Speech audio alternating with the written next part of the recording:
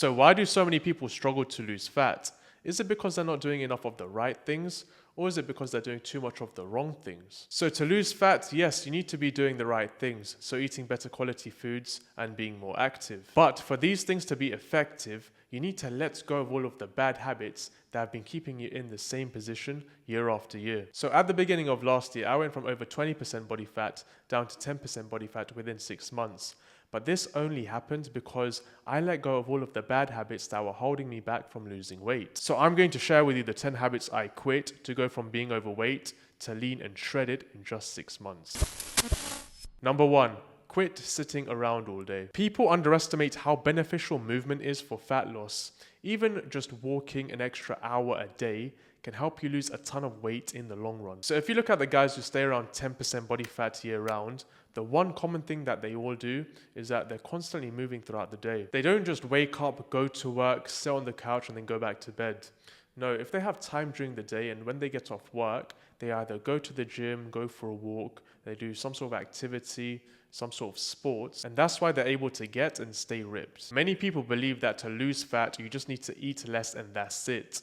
Now, in the short term, yes, this can help you to lose a little bit of fat, but over the long term and from a sustainability standpoint, just relying on eating less is going to make it much harder for you to get to and stay at a low body fat percentage. Over time, the less you eat, the lower your metabolic rate will drop, and therefore making it harder for you to lose fat over the long run. Also, if you end up restricting your calories too much, you'll end up feeling worse. You may give up on your diet and go back to the way you were eating before, and then you'll just be back at square one. But if you add more activity to your daily routine, your metabolic rate will increase a little bit, allowing you to eat more food and still lose fat, and the entire process will become much more sustainable for you. You'll be able to sustain this for a longer period. It will make the diet much more sustainable for you, where you may even feel like you're not even dieting, and this in turn will help you to reach your desired body fat percentage. Number 2, quit ordering food and going out to eat every weekend. This was something that was making me gain unnecessary weight, and it's something that majority of people struggle with every week. And this one bad habit is killing your progress. During the week, it's quite easy to stick to your diet. You know, you're in a routine, you don't have that many distractions, but when the weekend comes, that's when everything you've worked for during the week can go out the window. And I've seen this happen over and over again. You see, on the weekend, it's easy to get distracted with friends and family who want to go out and eat or even drink. And also, if you've had a long, tiring week, then the last thing you really want to do is cook on the weekend. So what do? You end up ordering out. You may not realize this. The extra calories that you're having is completely cancelling out any progress that you may have made during the week. So then you're back to square one, and it becomes this frustrating cycle. And that's why while I was going through my transformation, I stopped eating out every weekend. Occasionally, I would have one cheat meal every few weeks, but that's about it. However, on the day I would have that cheat meal, I would skip breakfast and lunch to save all of my calories for that cheat meal at dinner time. And this would ensure that I wouldn't go over my calories. So guys, if you're struggling with this, you're eating out on the weekend, then this really could be the reason why you're not seeing any progress and you're just stuck with your weight. Number 3, quit going to sleep late and waking up late. Sleeping late and waking up late just makes your entire day shorter. If you have to go to work and you have a family at home, it may mean that you need to sacrifice your health and fitness because you just don't have the time to do everything that you want to do. For me, going to sleep early and waking up early is the number 1 productivity hack. It gives you more time and therefore you're able to get more things done. And from a fat loss perspective, waking up just 1 hour earlier means that you have more time to work on your health and fitness. More time for training, more time to do cardio, and you can even cook all of your meals in that 1 hour, meaning that you won't go and eat random things during the day. This leads us to number 4, which is quit spending your time with people that drain your energy. You know these people, as soon as you're around them, they literally make you feel exhausted. You know, they complain all the time, they're a Debbie Downer, and they're just generally quite negative. There's a quote that you are the average of the 5 people you spend the most time with. So if you're spending time with people who don't value their time, who have bad habits, they're addicted to vices like drugs, weed, and alcohol, and who are just lazy, then this can influence you to become like them. And if you have a goal of looking aesthetic, shredded with 6-pack abs, then you don't really want to be part of this, as it's just going to hold you back. People who are fit and strong live in a world where they make it a priority to take care of their health and fitness every day. It's not a part-time job. They do the things that keep them fit day in, day out. Number 5, quit doing things half-heartedly. Don't expect to see 100% of the results if you're putting in half the effort. Most people only put in half the effort, and that's why a majority of them don't see the results. They are inconsistent with their training, their diet, and they only do the things they need to do when they feel like doing it. And by not doing things properly, they're not able to see the results thereafter. And then they blame whatever it is that they're doing. They think that it's not working, and ultimately they end up giving up. But the reason why it didn't work is because they were putting in half the effort. So they really have no one else to blame but themselves. If you want 100% of the results, then you need to put in 100% of the effort. There's literally no other way around it. That means tracking your calories every day, making sure you're in a calorie deficit, doing the training and the cardio on the days that it needs to be done, and just being active every day. All of this needs to be done with 100% commitment. And that's why when I started my cut last year, I just locked in for a few months. I got rid of the distractions. I made sure to do the things that I needed to do every single day without fail.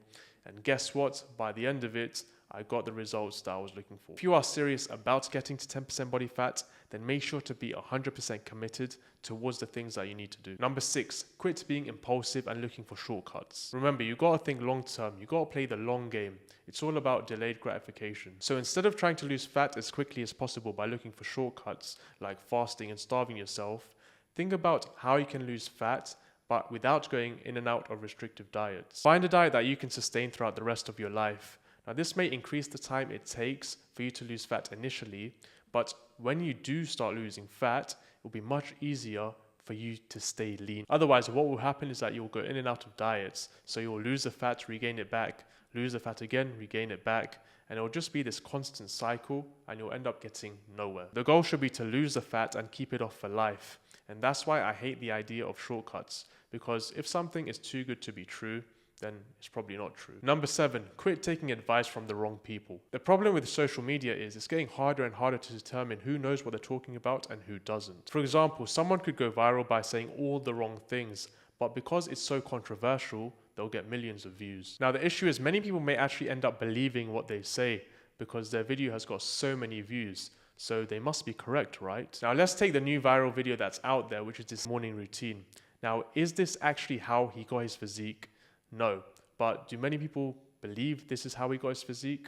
Maybe. So just because a video gets a hell of a lot of views doesn't automatically mean that they know what they're talking about. And that's why you need to use some sort of criteria of who you are going to listen to. A general rule of thumb, not always true, but take advice from people who are where you want to be naturally and who have done what it is that you want to do. And to make your criteria even better, take advice from people who have also got other people to where you want to be.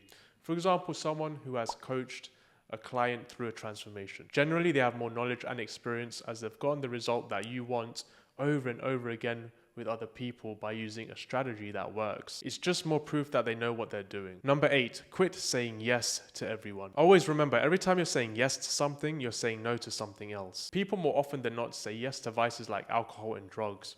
And what they're really saying is no to their health and their goals. Growing up, I was a people pleaser, so I used to say yes to everything. Whenever my friends and family wanted to hang out, drink, party, because I didn't want to make them feel uncomfortable. But by doing this, I was just neglecting myself. By the end of it, I didn't get my work done, I didn't really take care of my health, and it just made me feel even more stressed out. Remember, your goals and your health are the most important thing above all else. If you have to disappoint a few people because you're working towards your health and your goals, that's just life sometimes. And if those people start to dislike you, then to be honest, those really aren't your people because they just want what's best for themselves, not what's best for you. You got to honor your time and be brutally honest with yourself. And if the thing that you're going to do doesn't fill you with the joy and it isn't a good use of your time, then there's no point doing it. Give yourself permission to say no more often so you have more time to work on the things that you actually want.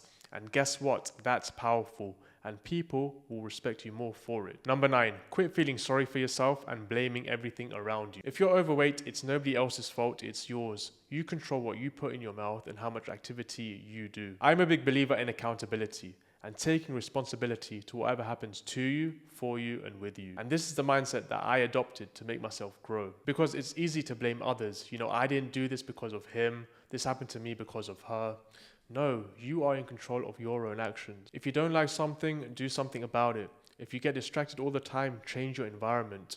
We all have control over our own behaviors. This trend of the blame game needs to stop because ultimately it's not going to help you grow into the person that you need to become to see results. And number 10, Quit overloading information and start doing the basic stuff that actually works. A lot of us get trapped in this state where we just keep overloading information into our brain and we just don't end up taking any action. We end up staying in this lifelong learning state because it's easy, and taking action is hard.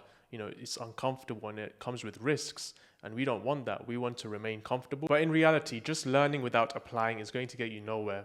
And that's why it's important to start applying more and start taking action now. Then once you start applying and taking action, you'll start seeing results. Also, there's a lot of science-based information out there, like the best way to do this or the most effective way to do that. And while this may help a tiny bit, like 5%, the majority of the results, like 95% of the results, are going to come from doing the basic, boring stuff over and over again. Guys, if you enjoyed the video, then make sure to hit the like button and subscribe down to the channel if you haven't already.